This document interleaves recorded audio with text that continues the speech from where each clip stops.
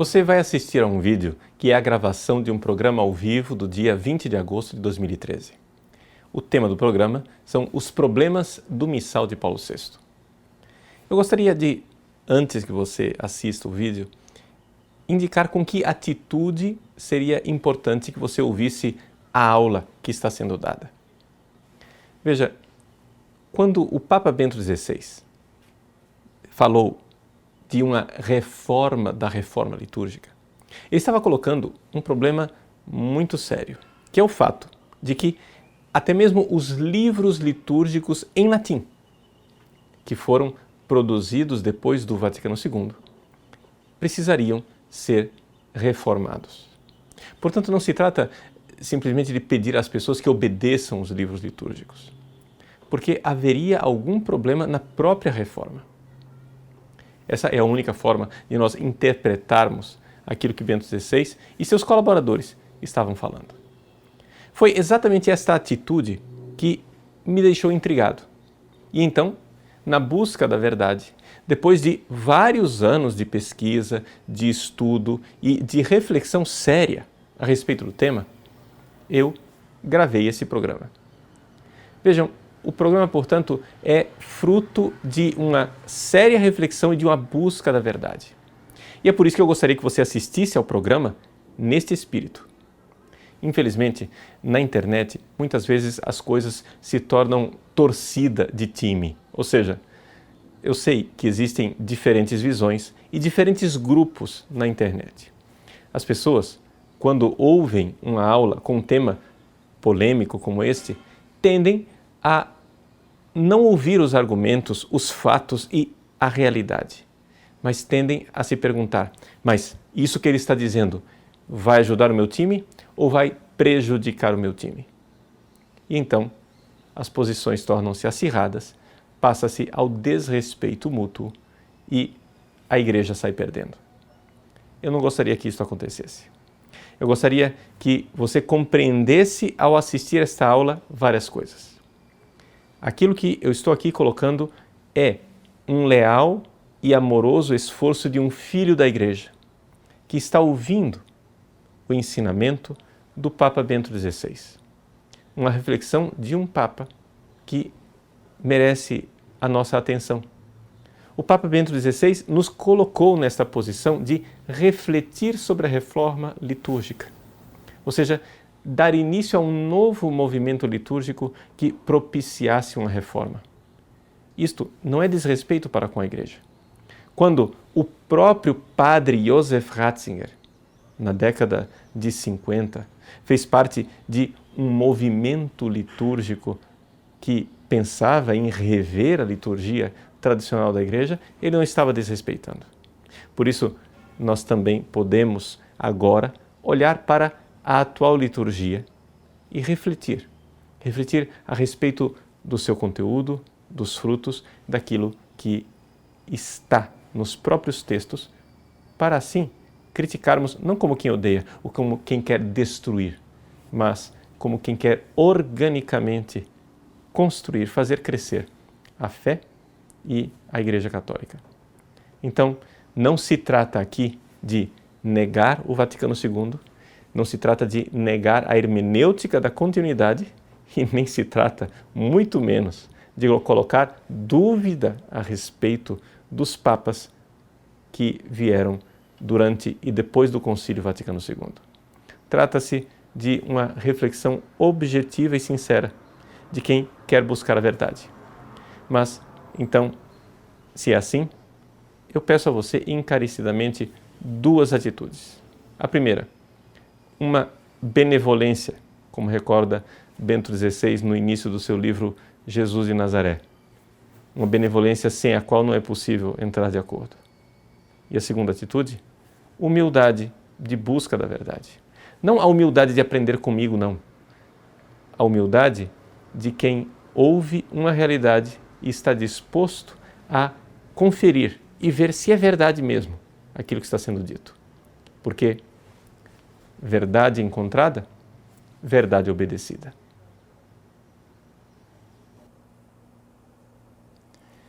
Em nome do Pai, e do Filho e do Espírito Santo. Amém.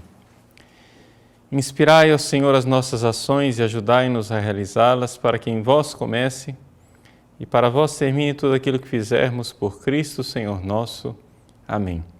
Santa Maria, Mãe de Deus, rogai por nós. Em nome do Pai, do Filho e do Espírito Santo. Amém. Muito bem, boa noite a todos. Uma alegria estarmos juntos mais uma vez no nosso programa ao vivo, nosso encontro semanal. E o tema desta semana que nós iremos tratar é a questão do missal de Paulo VI. Não é? Ou seja, gostaríamos de, juntos, termos uma abordagem e responder a pergunta: qual é o problema com o missal de Paulo VI? Por que é que a pergunta é pertinente? A pergunta é pertinente porque Bento XVI foi quem levantou a questão, desejando, mostrando claramente que era necessária uma reforma da reforma. Vários cardeais e bispos da Cúria Romana se manifestaram nesse sentido. O próprio mestre de cerimônias do Papa, Monsenhor Guido Marini, se manifestou nessa direção. Então, qual é o problema que nós podemos encontrar no missal de Paulo VI? Bom, a questão é a seguinte: em primeiro lugar, não dá para a gente supor que todo mundo que está aqui assistindo entende do que é que nós estamos falando. Então, eu vou contar um pouco a minha história pessoal, porque assim dá para as pessoas se sintonizarem. Eu fui educado, durante todo o meu período de teologia, não é, para uma visão litúrgica, lá em Roma, não é, a partir de uma liturgia de Paulo VI majestosa. Para mim, não havia problema algum com o missal de Paulo VI. Para mim, era muito evidente. Não é? Vocês sabem, muitos de vocês sabem, que eu fui diácono em Roma durante 2 anos. Durante esses 2 anos que eu fui diácono, todos os domingos, eu participava da missa dominical do Cabido de São Pedro, numa época em que o arcipreste da Basílica, ou seja, aquele que chefiava os cônegos de São Pedro, era o nada mais, nada menos do que o cardeal Virgílio Noé, que tinha sido cerimoniário de Paulo VI. Né? O responsável pela implantação, digamos assim, da liturgia de Paulo VI, naquilo que se colocava como nobre simplicidade, porém, uma liturgia, sem dúvida alguma, sagrada. E foi nessa mentalidade que eu fui educado. É por isso que eu tive uma grande dificuldade de entender que houvesse algum problema com o missal de Paulo VI. Por quê? Porque o cardeal Virgílio Noé era um homem entusiasmado com o missal de Paulo VI. Não é? Ele nos ensinou como reverenciar a Santíssima Eucaristia, o sacrifício de Cristo oferecido com solenidade. Eu me lembro que quando eu era diácono, eu comprei um livrinho, não é? Depois eu tenho que procurar na biblioteca do seminário, o livrinho deve estar por lá, não é? Um pequeno livro em que estava lá as conferências que o cardeal Virgílio Noé fez para os cônegos da Basílica de São Pedro, em que ele dizia no livro que todos os dias nós deveríamos ter um caderninho e anotar os pequenos defeitos que nós pudéssemos encontrar na nossa forma de celebrar a missa. Ou seja, fazer um exame de consciência sobre a forma, se eu estou seguindo a rubrica, né, do missal de Paulo VI, como está lá direitinho. Então foi nessa mentalidade que eu fui educado. Não é? Eu me lembro que Dom Eugênio Salles, não é, cardeal arcebispo do Rio de Janeiro, um dia, quando eu ainda era seminarista, quando ele viu que eu tinha esta mentalidade litúrgica, ele um dia chegou para mim e disse: Paulinho, eu gostaria que você observasse a minha missa e me dissesse se eu tenho alguma coisa de errado, se eu faço alguma coisa errada na missa. Vejam, foi nessa mentalidade que eu fui educado. Então, quando os tradicionalistas diziam: olha, o missal de Paulo VI é um missal protestantizado, é um missal onde a majestade da Eucaristia, o sacrifício não está claro, para mim aquilo tudo era muito absurdo e incompreensível.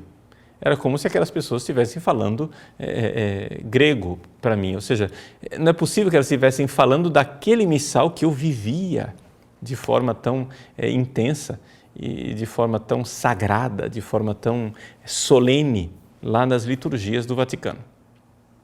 Até que Bento XVI veio para mudar a minha cabeça. Em que sentido? Bento XVI começou a falar de reforma da reforma. Começou a fazer uma hermenêutica da continuidade também visual, ou seja, usando rendas, casula romana e colocando o crucifixo no centro do altar, colocando mais uma vez os candelabros, né, na frente entre o sacerdote e o povo, falando e defendendo a missa orientada, ou seja, a missa voltada para Deus, quando o povo e o sacerdote se voltam na mesma direção. Então aquilo lá foi um curto-circuito para mim. Eu disse, bom, vamos levar o Papa a sério e vamos ver por que é que ele está criticando a missa de Paulo VI. E comecei então a investigar o que é que havia de errado na missa de Paulo VI. Todas as argumentações me pareciam muito, assim, sem consistência ou exageradas. Até que finalmente eu encontrei, né, um autor que me foi indicado pelo Olavo de Carvalho. Ele disse, olha, Padre Paulo, o senhor tem que ler isso daqui. É um autor chamado Michael Davis, que muitos dos tradicionalistas devem conhecer. Para mim é novidade, mas para o pessoal da tradição é uma coisa, né, um clássico. Ele escreveu uma trilogia, 3 livros importantes, né? O professor Michael Davis escreveu o primeiro, esse Cranmer's Godly Order. Ou seja, são 3 volumes sobre a Revolução Litúrgica. Então ele começa com a Revolução Litúrgica de Cranmer, na época de Henrique VIII, passa para o segundo volume para o concílio do Papa João XXIII e depois, no terceiro volume, ele fala propriamente da missa de Paulo VI. São estes 3 volumes. Deixa eu comentar para vocês, então, em primeiro lugar, o que é que está contido nesses 3 volumes. Valeria a pena aqueles que sabem inglês, não é? E querem se aprofundar no assunto, vale a pena realmente ler. Bom, no primeiro volume, eu vou comentar só o primeiro e o terceiro volume, que é o que nos interessa aqui, porque, evidente, o assunto aqui é muito longo. No primeiro volume, Michael Davis mostra como no século XVI, na Inglaterra de Henrique VIII, um arcebispo chamado Cranmer, que era protestante, fez uma revolução litúrgica. Vejam, para colocar alguns dados históricos, Henrique VIII cria na Eucaristia, né, da forma como nós cremos, ou seja, o que é que nós cremos a respeito da Eucaristia? Vamos assim, já colocar no início aqui os 3 pilares que distinguem uma missa católica de uma missa protestante, ou seja, existem algumas igrejas protestantes que têm missa, não é? Ou seja, como a igreja anglicana. E o próprio Lutero fez a missa alemã, de Deutsche Messe, etc. Então, o que é que distingue uma missa católica de uma missa protestante? São 3 pilares, 3 coisas importantíssimas. Em primeiro lugar, na missa católica, o sacerdote ordenado oferece um sacrifício diferente do sacrifício que o povo oferece. São 2 oferendas distintas, onde o sacerdote ordenado faz algo que o povo é incapaz de fazer. Na missa protestante, o povo e o padre são iguais, ou seja, não há diferença de sacerdócio. O sacerdócio digamos assim, só existe uma modalidade de sacerdócio, portanto não há distinção. Missa católica, o padre faz algo que o povo é incapaz de fazer. Missa protestante, todos os batizados são capazes de oferecer o sacrifício. Segundo pilar importantíssimo. Na missa católica, Jesus está verdadeiramente presente nas espécies do pão e do vinho, e esta presença é substancial. não é? Nós costumamos chamar isso de presença real. Não é uma presença simbólica. E terceiro ponto da missa católica, que se nós tirarmos isso, a missa não é católica, é o fato de que na missa é oferecido o sacrifício de Cristo na cruz. Então, vejam, o sacrifício de Cristo na cruz, aquele no Calvário, não é? Como diz o padre Jungmann, o famoso historiador da liturgia, a missa nos leva ao Calvário. Ou seja, nós nos aproximamos do altar da missa, no santo sacrifício eucarístico, com temor e tremor, porque estamos diante daquele ato que nos salvou, que abriu as portas do céu para nós. Quando Jesus na cruz disse consumatum est, tudo se consumou, ali estava tudo realizado. Na cruz, ele fez o sacrifício que abriu as portas da nossa salvação. É isso que nós vivemos na missa. Na missa, nós católicos cremos, não de mentirinha, não simbolicamente, não no faz de conta, nós cremos de verdade que nós estamos na presença do sacrifício do Calvário. E esse sacrifício ele é simbolizado pelo pão e pelo vinho. Por quê? Porque o vinho, o pão, é um corpo e o vinho é o sangue, e o corpo separado de um sangue é um sacrifício. Então, Santo Tomás de Aquino diz com toda clareza na Suma Teológica que o sacrifício da cruz se dá na consagração. Quando o padre pega a hóstia e diz, isto é meu corpo, quando pega o vinho e diz, isto é o meu sangue, ali corpo e sangue está o sacrifício. Acontece a cruz, o Calvário. Então, é o único sacrifício de Cristo, não é repetido, é o único, mas ele torna-se presente repetidamente em todos os tempos e todos os lugares, quando um sacerdote validamente ordenado, com intenção de fazer aquilo que faz a Santa Igreja, realiza a celebração eucarística. Esses são os três pilares, né, da missa católica. Então, o padre é diferente do povo, a presença é real e existe o sacrifício da cruz. Tire uma dessas coisas, você está diante de protestantismo. Pois bem, Cranmer, um arcebispo, ele sabia que o rei Henrique VIII tinha fé católica. Veja, interessante isso, pouca gente sabe. Henrique VIII tinha fé católica e teve fé católica até o fim. O problema dele é que ele era cismático.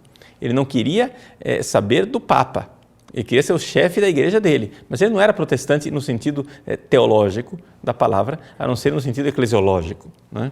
Pois bem, o fato é o seguinte, que Cranmer era verdadeiramente calvinista. E ele queria empurrar o calvinismo. Ele sabia que boa parte do clero e dos bispos da igreja da Inglaterra não iriam aceitar o calvinismo. Então ele bolou uma estratégia, e isso está provado nesse livro, não é assim uma hipótese, não. Pelas cartas do próprio Cranmer, pelos escritos dele, por aquilo que ele diz que estava fazendo, o que é que ele fez? Ele disse, vamos, né, tirar as coisas aos poucos, de tal forma que os reacionários, os conservadores, o pessoal que não aceita, né, a mentalidade calvinista, não reaja. Então, a tática de Cranmer foi escrever textos litúrgicos que pudessem ser lidos ao mesmo tempo com um sentido católico e com um sentido protestante. É aqui que está a esperteza de Cranmer. Então, aqui está o problema. É esta intuição de Cranmer que nós podemos encontrar nela a dificuldade que nós temos com o missal de Paulo VI. Ou seja, o missal de Paulo VI, é isso que se vê e se demonstra com muita clareza no terceiro volume, não é? The Pope Paul's New Mass, de Michael Davis. A documentação é farta. Mostra-se com muita clareza que o missal de Paulo VI permite que se você escolher direito os textos, principalmente se você resolver celebrar missa, usando somente a oração eucarística segunda, chamado cânon de Hipólito, que na verdade não é de Hipólito porque foi interpolado de tal maneira que não é realmente de Hipólito. Pois bem, se você celebrar missa com a oração eucarística segunda, você pode celebrar missa com a mentalidade protestante ou com a mentalidade católica.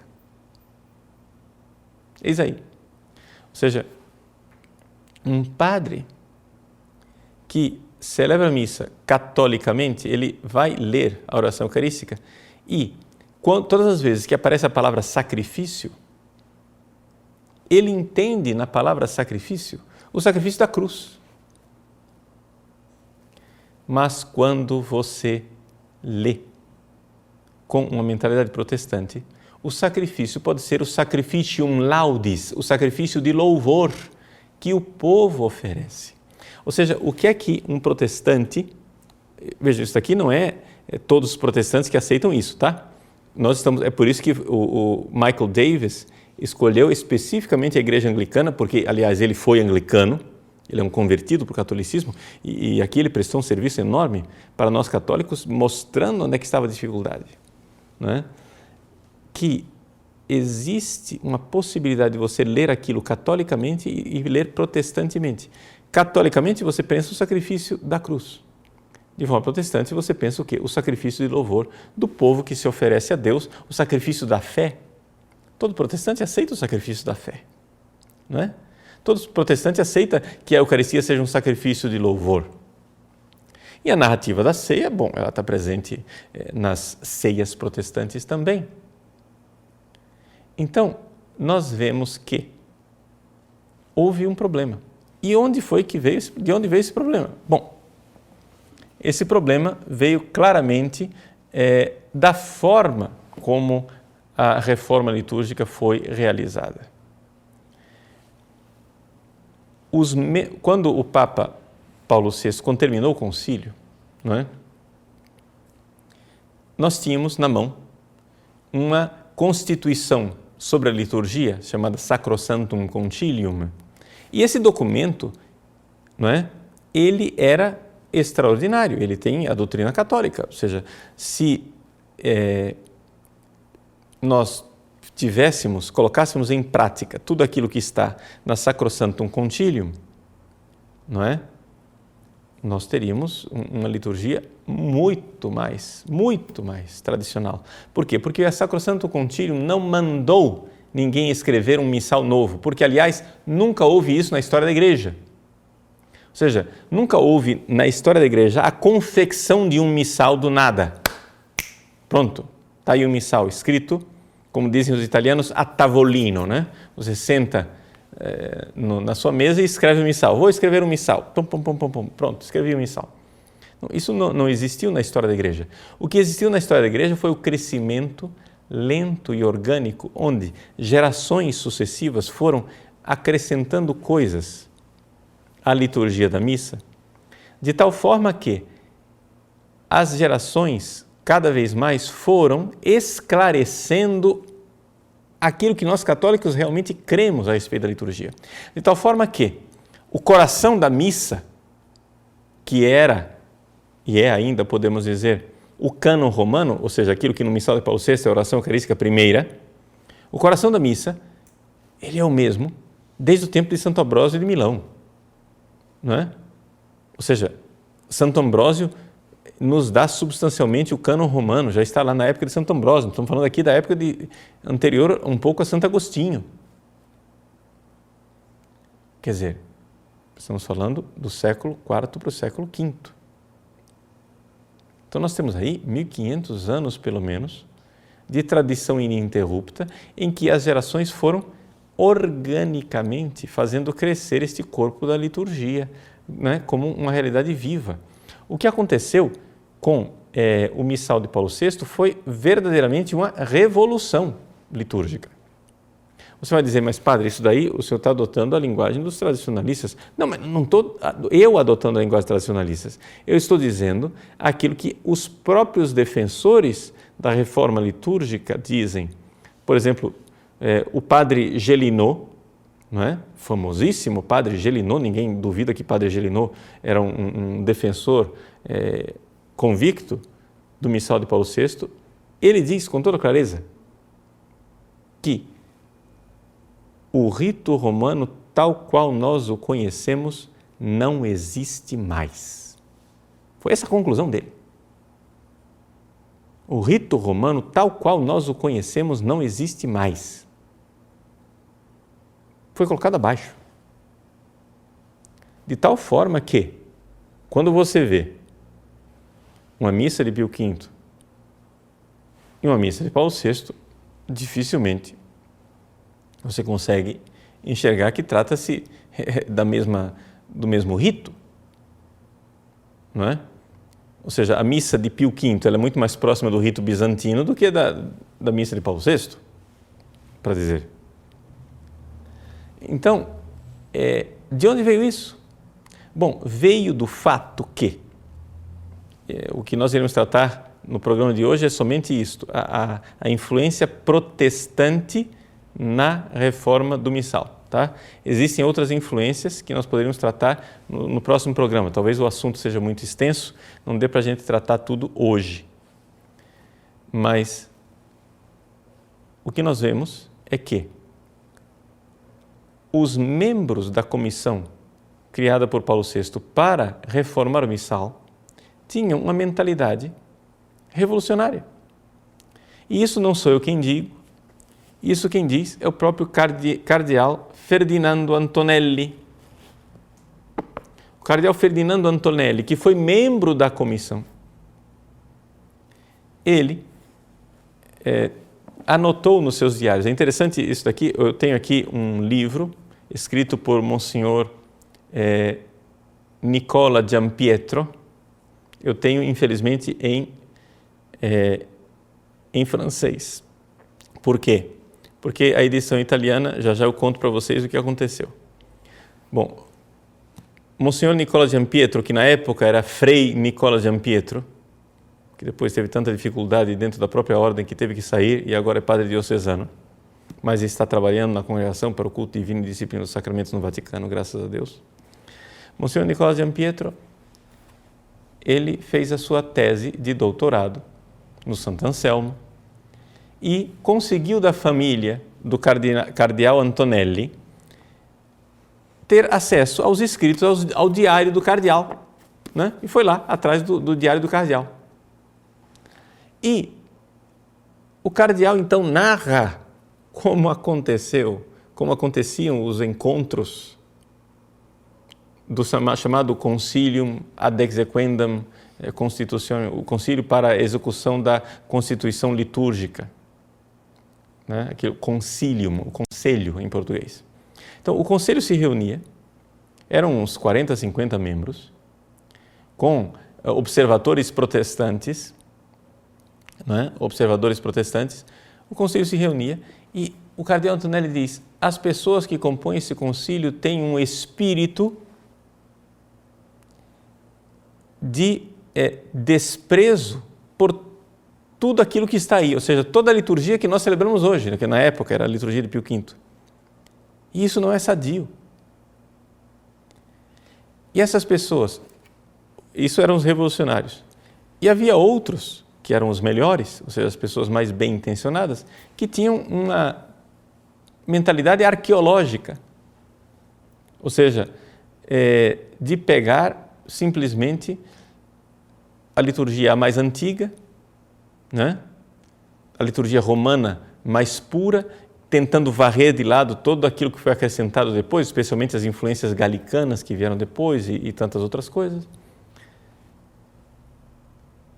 Então, se queria voltar a uma liturgia tão primitiva, que ficava somente no osso. Ou seja, o fato é o seguinte, resultado dessa história toda, hoje o que nós temos liturgicamente no missal de Paulo VI é uma indigência ritual enorme.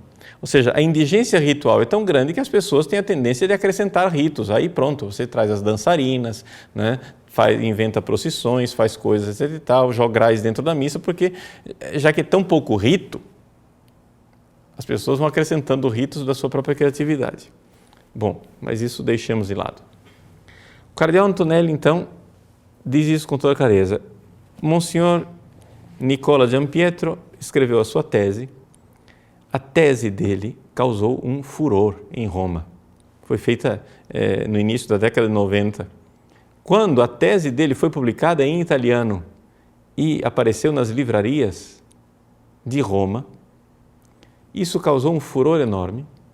Dali a algumas semanas, a edição italiana sumiu, de tal forma que hoje, se nós quisermos ler a tese de Monsenhor Giampietro, que é italiano e foi escrita em italiano, nós temos que ler ou em francês ou em inglês. Também tem uma edição espanhola, né? É bom saber que existe uma edição espanhola. Para saber o que aconteceu ali. Quando então isso tudo foi publicado, isso daqui eu estou colocando para vocês uma coisa que eu tenho conhecimento direto, tá?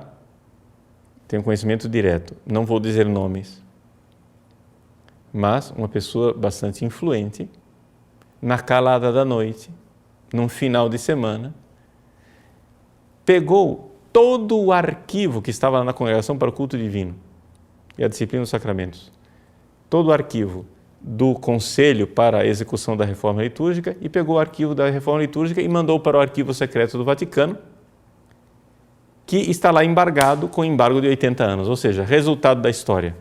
Já que apareceu a ponta do iceberg com as anotações do cardeal Antonelli, para defender a reforma litúrgica de Paulo VI, que não podia ser criticada de jeito nenhum, como se fosse uma obra divina e não uma obra humana, como de fato foi, se pegou todo o arquivo do Concilium e se mandou para o arquivo secreto para proteger. Mas o que é que há por trás, Padre Paulo, que as pessoas estão querendo proteger? Bom, a primeira coisa é esse tipo de atitude. E depois, outra coisa, o que sai muito claro das anotações de Antonelli, o protagonismo do arcebispo Aníbal Bonini dentro desta reforma do missal. Eu devo dizer para vocês uma coisa que eu tenho muitos amigos que admiram Bonini. Não quero aqui ofender essas pessoas. Mas vamos diante daquilo que o próprio Bonini coloca no seu livro La Riforma Liturgica 1948 a 1975. Não é? Eu fui reler esse livro, olhar um pouco as coisas, como é que ele narra. Evidente que ele faz uma narrativa da reforma litúrgica, tentando defendê-la. Mas mesmo da defesa dele, a gente vê onde é que está a dificuldade. A dificuldade é que se tentou fazer uma missa e um missal que fosse ecumênico. Ou seja, embora os observadores, e nisso o Bonini insiste muito, os observadores protestantes que estavam lá não escreveram o missal, os observadores protestantes que estavam lá não fizeram o missal. Bom, embora eles estavam lá observando, eles estavam lá trocando ideias, não nas assembleias plenárias, que eles não tinham direito nem de voto e nem de voz, mas as assembleias eram de manhã, na parte da tarde havia uma possibilidade de troca de ideias amplíssima, de tal forma que o próprio cardeal Baum, que foi um grande defensor da reforma litúrgica, dizia que, de fato, eles tiveram uma grande contribuição, os protestantes. Então você tem ali toda uma possibilidade de ler o missal de Paulo VI de uma forma católica e de uma forma protestante. É isto que estava na ideia de muitos membros dessa comissão. Não quero colocar tudo na conta do arcebispo Bonini, que na época não era arcebispo, era só padre Bonini. Mas eu devo dizer com toda clareza que, infelizmente, quando você fica sabendo disso, fica sabendo da artimanha de Cranmer e compara essa mesma artimanha agora no Missal de Paulo VI, você começa a ler o Missal de Paulo VI de outra forma. Então aí eu compreendo, olho para a minha própria biografia e vejo por que é que eu não entendia os argumentos dos tradicionalistas. Os tradicionalistas diziam, essa missa é protestante, essa missa é protestante. Eu dizia, mas é absurdo. De fato, vejam, a missa de Paulo VI, ela não é protestante. Mas ela teve uma influência na sua redação, o missal teve uma influência na sua redação, por pessoas tomadas por um tal espírito de ecumenismo que quiseram varrer ou tirar do lado tudo aquilo que fosse chocar os protestantes. Quando, finalmente, Paulo VI, o Papa Paulo VI, começou a se dar conta do que estava acontecendo, ele começou a tomar as rédeas, mas já era tarde. Por exemplo, uma das coisas que Paulo VI fez, e nós damos graças a Deus que ele o fez, não é? Foi exigir que o cânon romano, ou seja, a oração eucarística que havia no missal anterior, estivesse no missal. De tal forma que, através da encíclica sobre a Eucaristia do Papa Paulo VI, a Constituição e a Instrução Geral do Missal Romano, revista, porque é interessante notar que foi feita uma de 69, que era bastante protestantizada, e Paulo VI, em 70, reviu as coisas, mandou mudar uma série de expressões para ficar claro o ensinamento católico. Então, a encíclica de Paulo VI, a Constituição que promulgou o missal e a Instrução Geral, e a presença do próprio cânon romano dentro do missal, garantem que a interpretação, a única interpretação possível e legítima do missal de Paulo VI é a interpretação católica. Por quê? Porque Paulo VI era católico e a fé eucarística de Paulo VI nos seus documentos, nas suas encíclicas, é uma coisa que ninguém pode questionar. Não é? Podemos questionar algumas opções dele, podemos questionar algumas atitudes de governo, mas a fé de Paulo VI, eu acho que não dá para questionar, pelo menos é o que a gente vê com toda clareza nas suas encíclicas, não é? E no credo do povo de Deus. Pois bem, o missal de Paulo VI, então, ele é um missal que tem uma dificuldade.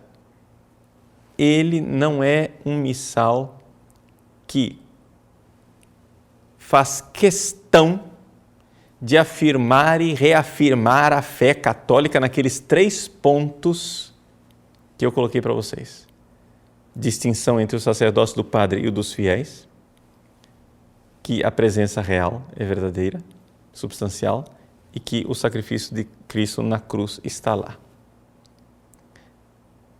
Peguem a oração eucarística segunda, não é? Chamado Cânon de Hipólito, e leiam com a mentalidade protestante. Todas as vezes que vocês encontrarem a palavra sacrifício, entendam sacrifício de louvor do povo. Vejam que não existe distinção entre o padre e o povo. E vejam que a presença real não é enfatizada em nenhum momento, embora esteja lá, né? Subentendida, se você quiser, mas não enfatizada. E a única expressão que talvez crie alguma dificuldade no cânon de Hipólito, ou seja, oração eucarística segunda, seja quando se fala que oferecemos o sacrifício do pão e do vinho. Mas o sacrifício do pão e do vinho, colocado no contexto do ofertório, e o ofertório vai ser outro capítulo, vamos ter que dedicar talvez uma outra aula a respeito do ofertório, Quando você vê que no ofertório o pão é fruto da terra e do trabalho do homem, e o vinho é fruto da videira e do trabalho do homem, ou seja, você pode interpretar aquele sacrifício do pão e do vinho no sentido de Tead Chardin, ou seja, o sacrifício da obra da humanidade. Pronto. Sendo assim, esse missal pode ser lido catolicamente e pode ser lido não catolicamente. E aí, então, está colocada a grande dificuldade de por que é que, embora espero que a maioria dos padres tenham verdadeira fé católica, por que é que existem padres que, infelizmente, não é? Vão perdendo a fé. A gente vê pelas atitudes, né?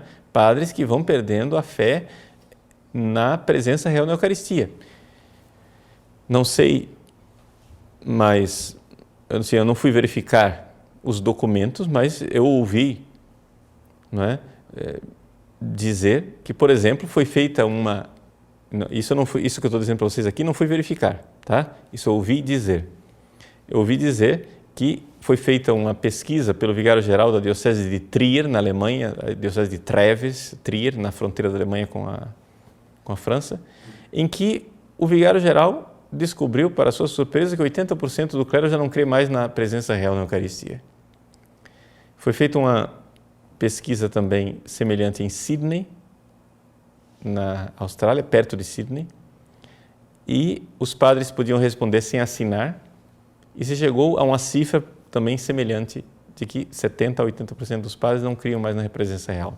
Bom, eu suponho, pela vivência que eu tenho aqui no Brasil, pelo menos no contato que eu tenho com os padres aqui no Brasil, que isso não é a nossa realidade. Graças a Deus, acho que a maior parte dos padres ainda crê na presença real. Mas, infelizmente, nós devemos, com tristeza, constatar que existem mesmo padres que não creem mais na presença real. Então, os tradicionalistas veem aqui um defeito no rito. E é por isso que, ao ouvir estes apelos, Bento XVI começou um movimento, não é? De fazer com que a missa de Paulo VI se aproxime cada vez mais da missa antiga, para que assim nós possamos sanar essas dificuldades. Mas todo o processo eclesial é um processo lento, porque ele deve ser orgânico. Não dá para a gente, de repente, fazer uma revolução litúrgica às avessas, né? Teve a revolução modernista, protestante, humanista, então vamos fazer agora a revolução conservadora, tradicionalista, romana. Não dá. Ou seja, a mentalidade revolucionária e o processo revolucionário não é bom eclesialmente. Mas o processo orgânico de crescimento, sim. E é isso que nós vemos no esforço do Papa Bento XVI. Acho que aqui ficou bem claro um pouco a história do problema. Gostaria, antes de concluir este bloco, dizer uma coisa, então, bastante clara. O missal de Paulo VI não é um missal protestante, mas é um missal que não tomou precauções suficientes contra a sua manipulação, ou seja, o fato de que ele pode ser manipulado por pessoas de mentalidade protestante e ser levado a uma realidade protestante. Então, é esta a fragilidade do missal de Paulo VI, pelo menos assim, grosso modo, em linhas gerais. Vamos fazer um pequeno intervalo, eu volto já, então, para responder as suas perguntas e tirar as suas dúvidas. Até já.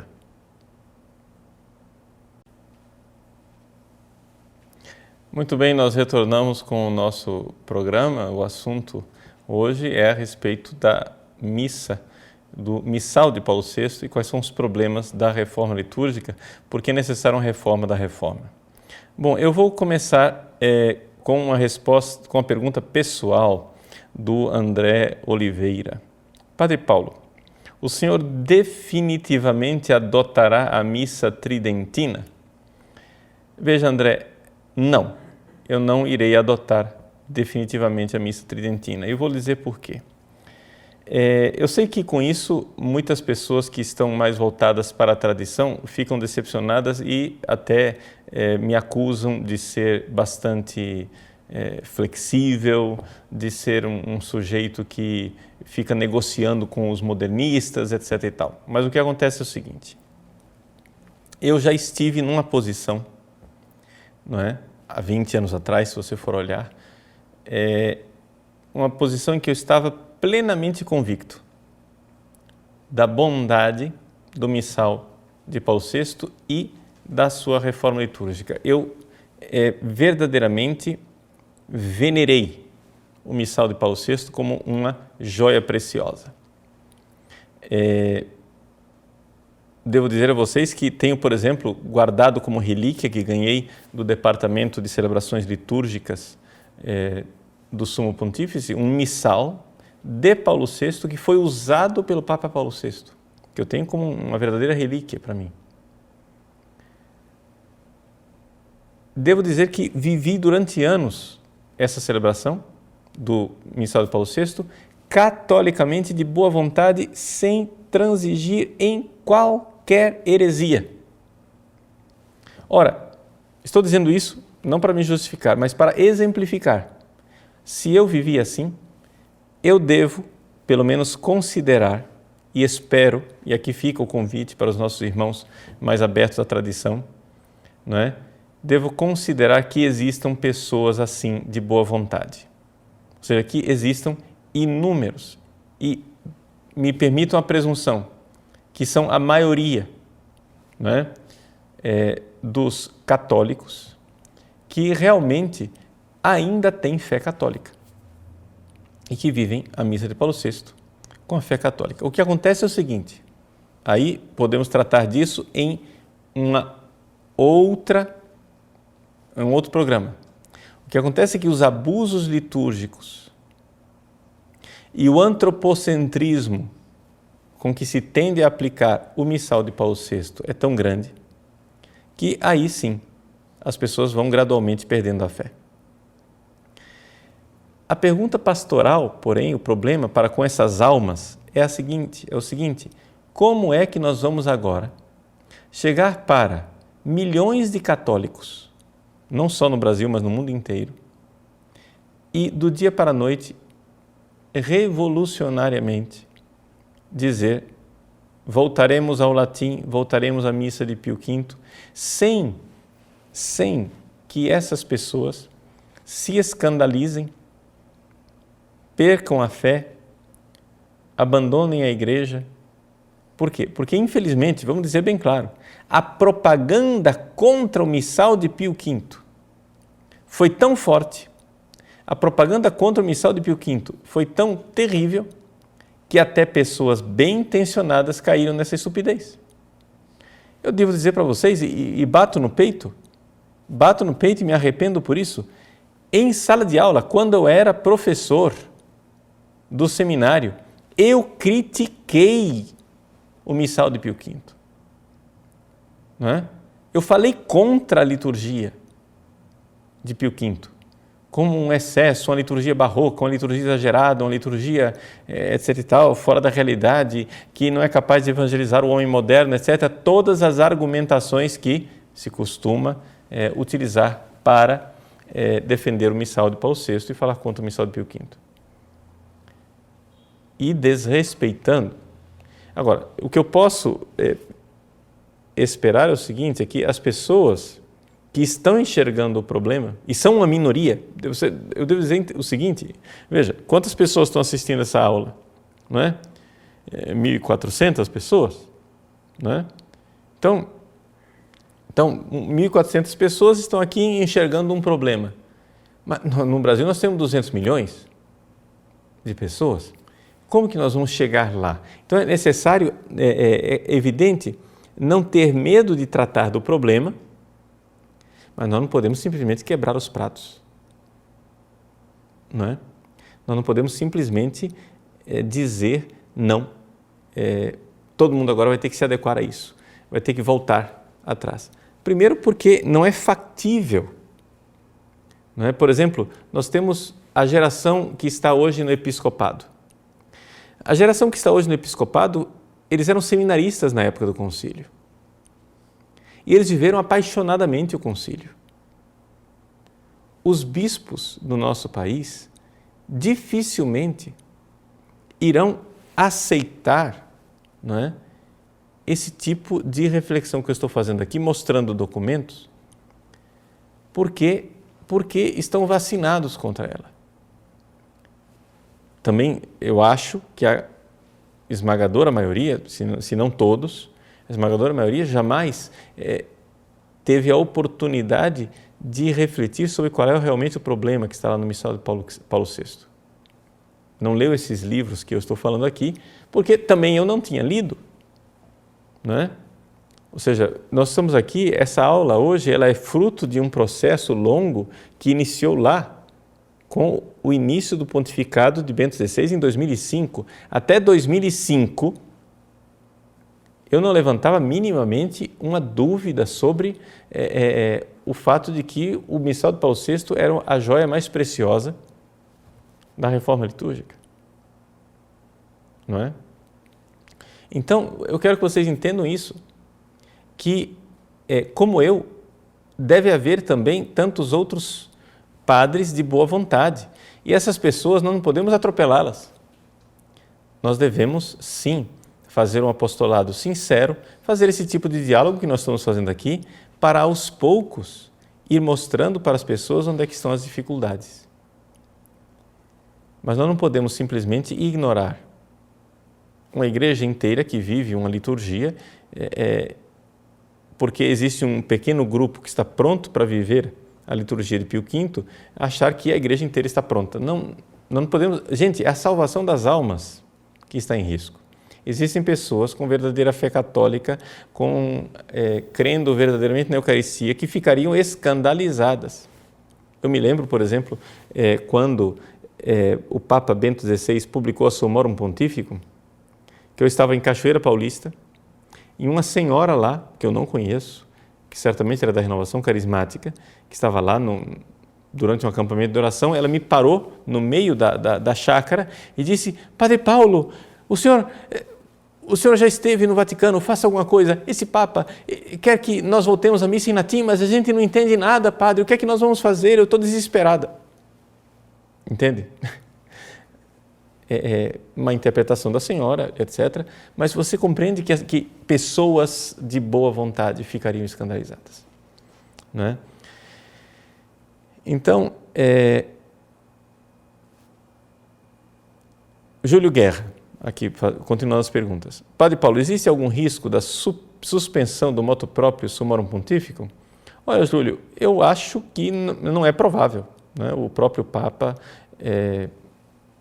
não manifestou as orientações que ele tem dado para a congregação, para o culto divino, disciplina dos sacramentos, é de continuar tudo aquilo que Bento XVI havia iniciado. Né? Ele está mostrando nesse campo, né, da congregação uma continuidade com aquilo que é o pontificado de Bento XVI. Só a forma de viver a liturgia dele, ele quer paramentos mais simples e quer que as liturgias sejam menos compridas, porque, inclusive, Bento XVI sofria bastante com as liturgias compridas, mas as coisas continuam. Não é? Hugo Barbosa.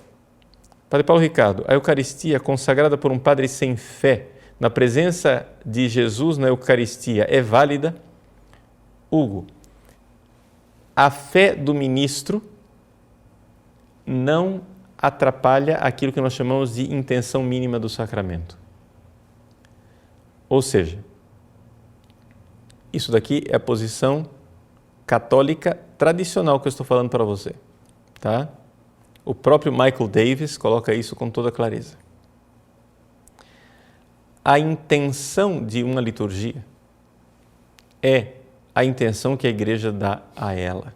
Então, está bem claro que a liturgia, a missa de Paulo VI, tem uma única intenção e uma única interpretação possível, que a outra ela é parasitária, tá? Aquela intenção lá de ler protestantemente, ela é uma intenção parasitária. Ora, para que o ministro celebrante consagre invalidamente, celebre a missa invalidamente, ele precisa de um ato de vontade muito forte, difícil até de realizar, em que ele, num ato de vontade, diga: eu não quero fazer o que a igreja faz.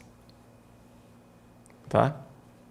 Mas, graças a Deus, a maior parte dos padres que perderam a fé é também ignorante. E eles acham que aquilo que eles fazem, ou seja, celebrar uma partilha, que a Eucaristia é um serviço, que Jesus está lá presente simbolicamente, etc. e tal, eles ignorantes acham que o que eles estão fazendo é aquilo que a igreja realmente faz. Portanto, a Eucaristia é válida.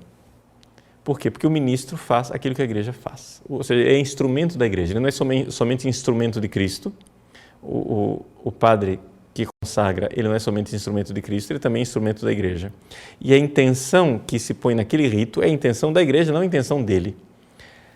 Porque para que a intenção dele contamine o rito, é necessário que ele ponha um ato de vontade explícito, resoluto e bastante consciente de que ele não está fazendo o que a igreja fez e faz. Né? Portanto, ele tem que se separar da igreja, tem que haver quase que uma intenção cismática, digamos assim. E isto, pelo que a gente conhece da psicologia da maior parte dos padres, é bastante raro, né? Diria. Então, eu acho que a maior parte dos padres não seria quase capaz de celebrar invalidamente, né? Mesmo que ele tenha perdido a fé. Muito cuidado, então, de cairmos no donatismo. Não é? O donatismo é a heresia segundo a qual as validade dos sacramentos depende da dignidade do ministro. Portanto, a fé do ministro, ela seria desejável, é uma tristeza que haja padres sem fé, mas um padre sem fé não necessariamente celebra invalidamente. Porque existe a chamada intenção mínima. Para provar que isso que eu estou dizendo é a posição da igreja, veja, por exemplo, que a igreja aceita o batismo dos protestantes, que têm uma visão herética do batismo. Para a maior parte dos protestantes, o batismo é somente uma cerimônia que não realiza nada. O batismo é uma cerimônia pública de expressão da fé, mas não existe nenhuma graça sacramental para a maior parte dos protestantes. Não é? Ou seja, para a maior parte dos protestantes, batizar ou não batizar, tanto faz. E, no entanto, a igreja aceita o batismo na maior parte das igrejas protestantes, a não ser que haja um erro de matéria e de forma. E a igreja não põe grande dificuldade na intenção. Por quê? Porque o protestante, quando batiza, acha que o que ele está fazendo é o que Jesus mandou fazer, é o que está lá. A mesma coisa, a maior parte dos padres acha que quando celebra a Eucaristia, que para ele é só um símbolo, para ele é só uma partilha, ele acha que está fazendo o que Jesus mandou fazer. Embora a opinião a respeito daquilo que Jesus mandou fazer seja errônea. Portanto, a Eucaristia vale. Tá? Assim como o batismo dos protestantes que têm visão herética vale. Então, um padre que tem uma visão herética não consagra invalidamente, necessariamente, como um protestante que tem uma visão herética não batiza invalidamente. Nós não podemos ser muito assim rigorosos nessa história de intenção, porque senão vamos lembrar que nós temos 2000 anos de história e que nós tivemos pontos de uma cultura eclesiástica bastante baixa, né? O que é que nós vamos fazer? Por exemplo, quando durante a Alta Idade Média, muitos padres eram semi-analfabetos e tinham um treinamento teológico muito carente. As missas deles eram inválidas? Não, a igreja sempre considerou válido porque eles faziam aquilo que a igreja faz, era a intenção mínima, não é? Marco da Vinha. Padre Paulo, acha que se perde muito tempo na discussão de rubricas em vez de chegar ao cerne da questão? Como se encara a liturgia? Veja, Marco, eu acho que realmente existe isso. A maior parte das pessoas que estão tentando ajudar na implementação da liturgia desconhece esse tipo de problema que eu estou colocando aqui. Portanto, na verdade, seria necessário, não é, uma conscientização dessas coisas centrais. E o que há de central, não é, são esses 3 pilares, uma distinção entre o sacerdócio do ministro e o sacerdócio dos fiéis, o padre, sacerdote ministerial e o sacerdócio batismal dos leigos, que a Igreja Católica sempre aceitou, que eles têm um sacerdócio, mas é bem distinto, não somente em termos de visibilidade, mas essencialmente distinto. Os dois pertencem e são expressões do único sacerdócio do Senhor Jesus Cristo, mas são essencialmente distintos.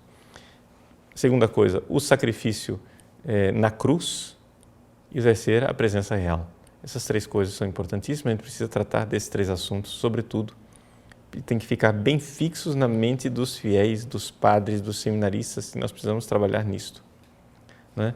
Eu gostaria de concluir, embora o nosso horário já esteja já bastante avançado, gostaria de concluir colocando para vocês aí uma tradução, que foi a primeira tradução do cânon romano, não é? Que nós tivemos em 1965. Interessante, a CNBB fez essa tradução, não havia ainda o Missal de Paulo VI, mas foram aquelas reformas graduais que foram sendo feitas, não é? E em 65 foi dada a autorização de, ainda no Missal antigo, se fazer o cânon em português. Eu gostaria de ler com vocês partes, pelo menos, do cânon, para vocês notarem, quem nunca teve acesso ao cânon romano como ele é de fato, notarem a sacralidade e a beleza do cânon romano. Infelizmente, a tradução que nós temos aqui no Brasil é uma tradução, é o cânon romano mutilado, né? É uma mutilação, muito deformado, mas que ainda guarda, né, uma semelhança da sua majestade, mas eu quero colocar aqui essa tradução que é bastante literal. Acho que das traduções que eu vi é das mais literais do cânon romano. Veja, aqui o cânon romano começa depois do santo, né? Então teve o prefácio, o santo, agora vem. A vós, portanto, acho que vocês têm o texto aí para acompanhar. A vós, portanto, Pai Clementíssimo, por Jesus Cristo, vosso Filho e Senhor nosso, nós vos pedimos e rogamos humildemente que aceiteis e abençoeis estes dons, estas dádivas, estas oferendas santas e imaculadas. Nós vos oferecemos em primeiro lugar pela Santa Igreja Católica.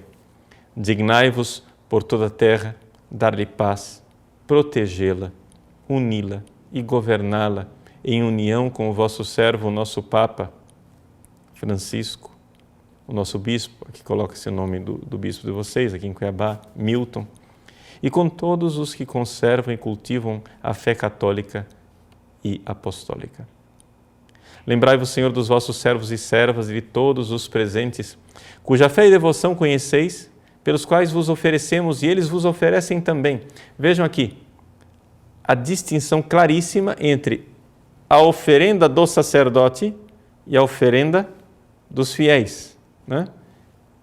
Lembrai-vos, Senhor, dos vossos servos e servas e todos os presentes, circunstantium, diz em latim, né? Os que estão circunstantes, cuja fé e devoção conheceis, pelos quais vos oferecemos, o Padre, e eles vos oferecem também esse sacrifício de louvor. Vejam, o sacrifício de louvor não é panágio exclusivo dos protestantes. Nós cremos no sacrifício de louvor, está aí no cânon romano, né? Por si e por todos os seus. Mas aí vem uma coisa que os protestantes não aceitam. Pela redenção de suas almas e por sua saúde e segurança, eles vos prestam o seu culto, Deus eterno e vivo e verdadeiro. Ou seja, que aquele sacrifício que nós estamos oferecendo aqui é que vai nos redimir. O protestante não aceita que nós possamos fazer algo que opere a nossa redenção. Unidos na mesma assembleia, comunicantes, né, em latim, veneramos em primeiro lugar a memória da gloriosa e sempre Virgem Maria, Mãe de nosso Deus e Senhor Jesus Cristo. Em seguida, a São José, esposo da mesma Virgem, e a dos vossos apóstolos e mártires. E aí vem a lista dos santos, eu vou pular para não ser tão comprido. Eis, pois, a oblação dos vossos ministros e de toda a vossa família. Veja a distinção, ele insiste sempre, ministros e a família. O ministro é o sacerdote que oferece, a família é o povo que está lá. Recebei, Senhor, com benevolência, disponde na paz os nossos dias, livrai-nos da condenação eterna, a palavra eterna, que foi amputada da tradução atual. Dai que sejamos contados em o número dos vossos eleitos. Esta oblação dignai-vos, ó Deus, fazer que seja em tudo. Aí vem, veja, como uma oblação, esta aqui. E aí se dizia claramente, não é lá o sacrifício da fé do povo, não, é aqui o pão e o vinho, não é?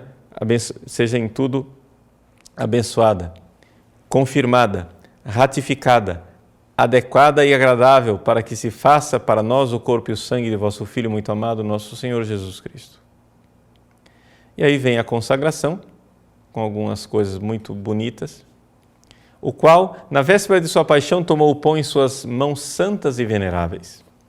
Desaparecendo as mãos santas e veneráveis de Jesus no nosso cânon atual. E erguendo os olhos ao céu, a vós, ó Deus, seu Pai Todo-Poderoso, rendeu graças, abençoou. E aí vem a consagração do pão, a consagração do vinho, que fala do precioso cálice. Não é? Passamos adiante, mais abaixo diz assim: recordando, pois, Senhor, nós, vossos servos e vosso povo santo, vejam como a distinção está sempre presente.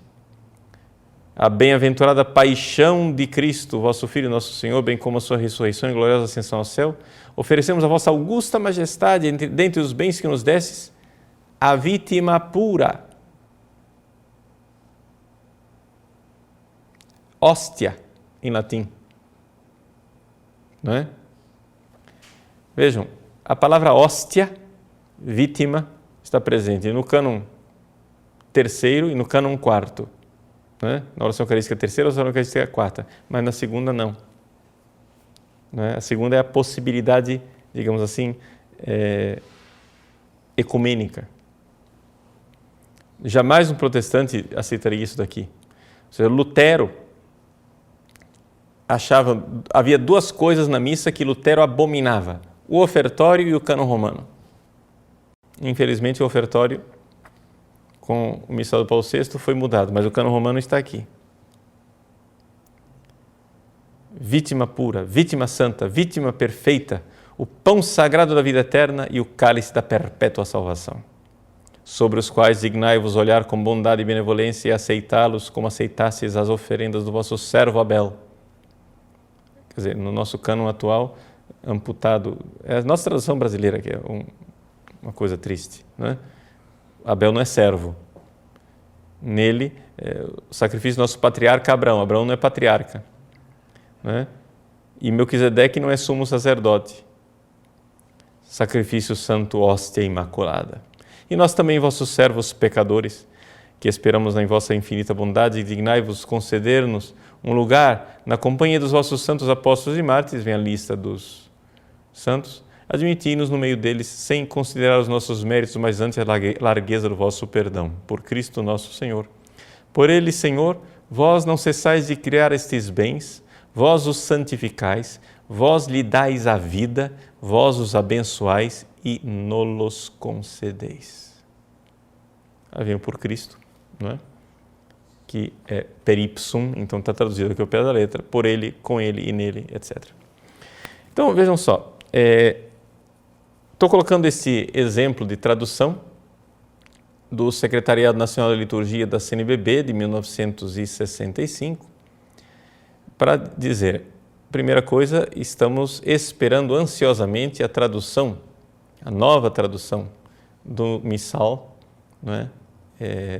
Brasileiro, e para incentivar vocês diante desta beleza do cânon romano, não é? Com esta tradução aqui, aqueles que não sabem latim podem estudar o cânon no original latino, com isso daqui do lado, e admirar. O nosso coração, as fibras do nosso coração devem soar quando a gente ouve a voz do cânon romano, essa oração eucarística que atravessa os séculos e que nos dá a fé católica irrefutável e que garante, não é, todo o contexto do missal, que o missal de Paulo VI continue compacto e continue sendo uma missa plenamente católica. Então, um incentivo também para os sacerdotes de usarem, não é, com muita frequência o cânon romano, que é aquela oração que melhor transmite,